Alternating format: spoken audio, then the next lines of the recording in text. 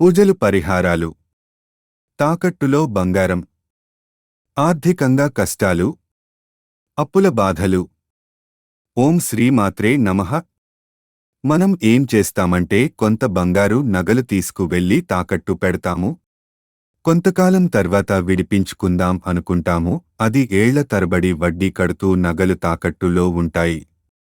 ఈ విధంగా అప్పులు బాధలు అధికంగా ఉన్నవారు బంగారు నగలు తాకట్టు పెట్టి విడిపించుకోలేనివారు ఎవరైతే ఇబ్బంది పడుతున్నా ఎవరికైతే సమస్య అధికంగా ఉన్నదో నగలు తాకట్టు నుండి విడిపించుకోవడం కోసం అప్పుల బాధల నుండి బయటికి రావడం కోసం ఏం చేయాలంటే ఒక మంచి మంగళవారం రోజు ఒక నల్ల నువ్వులు, ఒక పిడికెడు తెల్ల నువ్వులు, ఒక పిడికెడు పంచదార, పిడికెడు బియ్యం కాని బియ్యపు నూక పిడికెడు వీటన్నింటికి కలిపి ఒక ఎండు కొబ్బరి చిప్ప తీసుకుని లేకపోతే ఒక విస్తరి తీసుకుని అందులో ఈ మిశ్రమం వేసి దేవాలయంలోని రావి చెట్టు మొదట్లో ఏర్పాటు చేయాలి.